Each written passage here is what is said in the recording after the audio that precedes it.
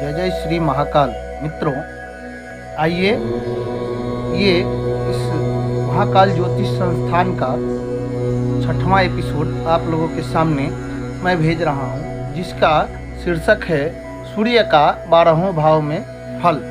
सूर्य का 12वें भाव में आपके कुंडली के जो 12 घर हैं, इसमें क्या क्या आपको प्रभाव सूर्य देगा।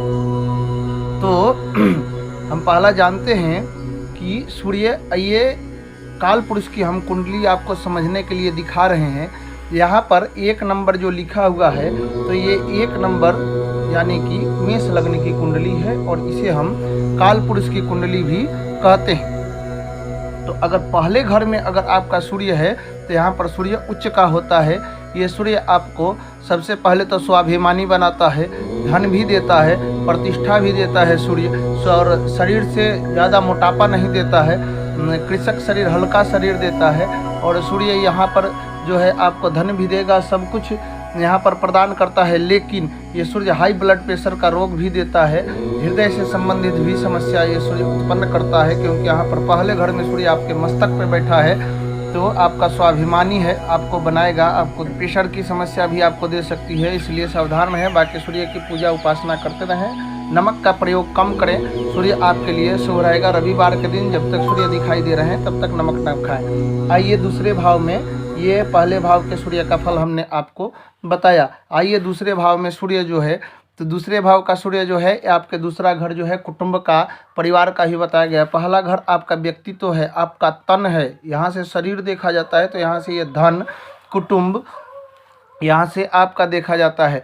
तो यहाँ पर जिसका सूर्य है उसका वाणी कठोर हो जाएगा, धनवान सूर्य बनाता है। धन भाव में सूर्य है तो धनवान आपको बनाएगा, प्रतिष्ठा भी दिलाएगा, आपको सरकार से सहयोग दिलाएगा।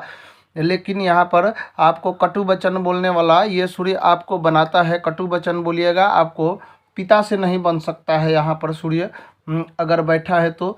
बाकी सूर्य यहाँ पर जो है बहुत ही अच्छा प्रभाव देता है। ऐसे जिसके दूसरे भाव में जिसका सूर्य बैठा हो, आपका ये यहाँ पर जैसे हम काल पुरुष की कुंडली दिखा रहे हैं, तो इससे घबराना नहीं है। आपका यहाँ पर कोई भी अंक लिखा हो सकता है। हम अभी 12वें घर में सूर्य अगर बैठा है, चाहे वो किसी भी राशि का हो, तो क्या प्रभाव देगा ये बता रहे हैं। इसके बाद हम आपको जब बताएंगे कि किस राशि का सूर्य है तो क्या फल देगा। लेकिन अभी फिलहाल हम जानते हैं 12वें घर में फल। आपका कोई भी लग्न की कुंडली हो सकती है, ये काल पुरुष की कुंडली है। तो दूसरे भाव में आपका अगर सूर्य बैठा है, तो आपको प्रतिदिन पिता का पैर छू करके प्रणाम करना चाहिए। पिता से रिश्ते अच्छा रखें, पिता का देखभाल करें, सूर्य को सूर्यार्घ्य प्रतिदिन दे, आदित्य हृदय स्तोत्र का पाठ करें, बहुत ही बढ़िया रहेगा।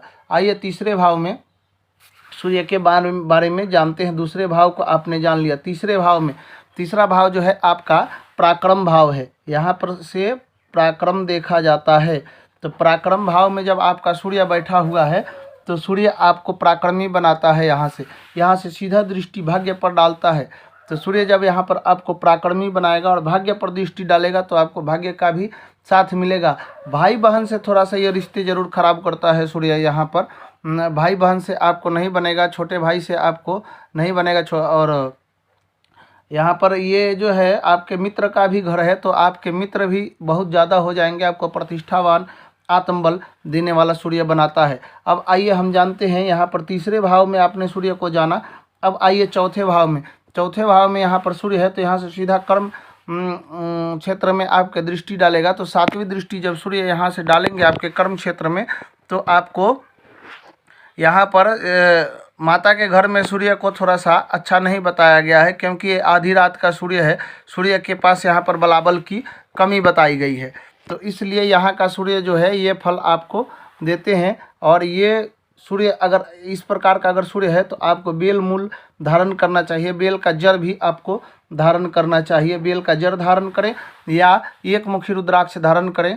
सूर्य का को सूर्यार्घ्य प्रतिदिन दें। माणिक रत्न धारण आप कर सकते हैं। आइए यहाँ पर सूर्य 5वें भाव में आपके संतान के घर में, ये माता का घर था चौथा घर, तो ये आपके संतान का घर है, आपके पूर्व जन्म का भी घर है। तो अगर यहाँ पर सूर्य अगर बैठा है, तो सबसे पहले संतान में कमी करता है। ऐसे लोगों का जो है औरत का, पत्नी का गर्भपात होना संभव हो जाता है। कहीं अगर सूर्य शुक्र भी बैठा हो तो निश्चित ही हो जाए, मंगल की दृष्टि पड़ जाए तो वो तो अलग प्रभाव है। लेकिन सूर्य यहाँ पर अगर बैठा है तो आपको संतान से भी संबंधी समस्या देता है, चाहे संतान विलंब से ही हो लेकिन संतान से संबंधी समस्या होगा। ऐसा अगर आपका सूर्य है तो आपको ज्ञानी बनाता है, आपका आत्मविश्वास बढ़ा चढ़ा होगा। जैसे सिंह लग्न का स्वगृही सूर्य है तो आपका आत्मविश्वास बिल्कुल बढ़िया होगा, आपको एक राजा की तरह बनाता है। और सूर्य यहाँ पर धन भी देता है। आइए 5वें भाव में जिनका सूर्य है इनको जौ का दान करना चाहिए या गुड़ का दान करना चाहिए। 6ठे भाव में जब सूर्य, ये 5वें भाव का आपने जान लिया, आइए 6ठे भाव का हम सूर्य को जानते हैं। ये जो 6ठे भाव का सूर्य है यहाँ पर सूर्य शत्रु हंता योग बनाता है। ये शत्रु का घर है, ये आपके ऋण का घर है, आपके शत्रु का घर है। तो यहाँ से आपका ऋण देखा जाता है। तो यहाँ क्या है कि अगर सूर्य बैठा हो तो शत्रु हंता योग 6ठे में बनाता है। और शत्रु हंता योग यहाँ पर जब सूर्य बनाएगा तो कोई शत्रु आपके सामने टिक नहीं पाएगा। सूर्य आपको बिल्कुल आपके शत्रु को आपके सामने आने ही नहीं दे सकता है। और उसके बाद में अगर आप कॉन्ट्रैक्टर हैं, चाहे आप कोई ठेका लेते हैं, तो आपका अगर यहाँ पर सूर्य है तो आपके लिए बहुत ही बढ़िया है, क्योंकि ऐसे लोगों के पास अघोर लक्ष्मी आती हैं। और जिनके पास अघोर लक्ष्मी हो तो उनके पास दुश्मन भी होता है। तो ऐसा जिसका सूर्य हो तो शत्रुहंता योग बनाता है, बहुत ही शुभ है। आइए 7वें घर में जो तुला राशि का सूर्य है तो इसको हम नीच का सूर्य बताते हैं। पिता के प्यार में कमी देता है। अगर राहु बैठा हो, साथ में ग्रहण दोष लगा करके बैठा हो तो विवाह के तुरंत बाद ही पिता की मौत हो जाती है ऐसे लोगों की। अगर यहाँ पर सूर्य जो है, यहाँ पर सूर्य को कमज़ोर बताया गया है। तो सूर्य अगर यहाँ पर है जिसके 7वें घर में है और सूर्य कमज़ोर है, आपको फल अगर नहीं दे रहा है, अगर आपको बढ़िया फल प्रभाव इसका नहीं मिल रहा है, तो आपको रविवार के दिन भगवान भास्कर को गुड़ को जल में घोल करके और लाल मिर्ची डाल करके, लाल मिर्ची का बीज उसमें डाल करके और सूर्य को अर्घ दें, इससे आपको लाभ मिलता है। 7वें भाव का सूर्य नीच का बताया गया है। आइए 8वें भाव का अगर सूर्य है तो यहाँ पर सूर्य जो है आपको 8वें भाव का सूर्य है तो ये रोग मृत्यु का घर है। आपको रोग से लड़ने में, क्योंकि सूर्य जो है दवाई के कारक होते हैं, औषधि के कारक होते हैं, तो यहाँ पर आपको रोग से लड़ने से मतलब आपकी इम्यूनिटी सिस्टम को बलवान करेगा सूर्य। यहाँ पर जो है उनको मानसिक टेंशन सूर्य देता है, मानसिक तनाव उनको रहता है। उसके बाद में ऐसे अगर बुध भी इसके साथ हो तो ऐसे लोगों के नौकर के साथ में उनको धोखा मिलता है, नौकर ही उनका चोरी वगैरह करवा देता है। लेकिन सूर्य यहाँ पर अगर है तो ऐसे लोगों को डॉक्टर बनने में मदद करता है। शल्य चिकित्सक, चीर फाड़ का डॉक्टर बनने का योग सूर्य यहाँ पर बनाता है और उसके कलम में तलवार की ताकत होती है। ऐसे लोग का इलाज जो है राम बाण की तरह काम करता है। जिसका 8वें में सूर्य हो और बुध के साथ में युति करके बैठा हो, और ये लोग अगर खास करके हृदय रोग विशेषज्ञ हैं तो इनके लिए बहुत ही शुभकारी सूर्य ये माना गया है। आइए भाग्य भाव, 9वें भाव को हम भाग्य भाव मानते हैं। और भाग्य भाव में अगर सूर्य बैठा है तो 3 जगह सूर्य को बलवान बताया गया है, भाग्य में, कर्म में और लाभ में। तो आइए हम पहले 9वें भाव भाग्य भाव को जानते हैं। जिसका भाग्य भाव में सूर्य बैठा है तो यहाँ से सीधा 7वीं दृष्टि, सूर्य को एक दृष्टि प्राप्त है। तो सूर्य क्या करता है, 7वीं दृष्टि सीधा पराक्रम पर डालता है, जहाँ पर आपके भाई बहन का भी वो घर है।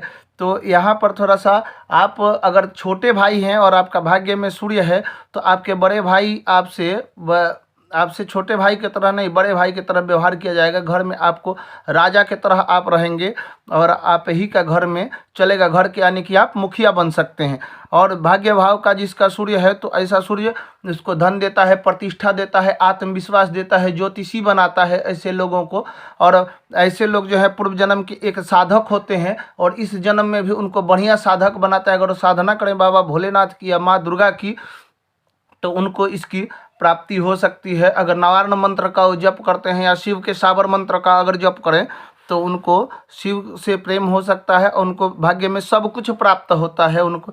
खास करके यहाँ पर बृहस्पति के साथ में युति बन जाए या गुरुदेव का कहीं से भी दृष्टि अगर यहाँ पर पड़ जाता है सूर्य के ऊपर, तो ये सूर्य गुरु की दृष्टि तो अमृतमयी दृष्टि बताई गई है, ये सूर्य बहुत ही बढ़िया होता है।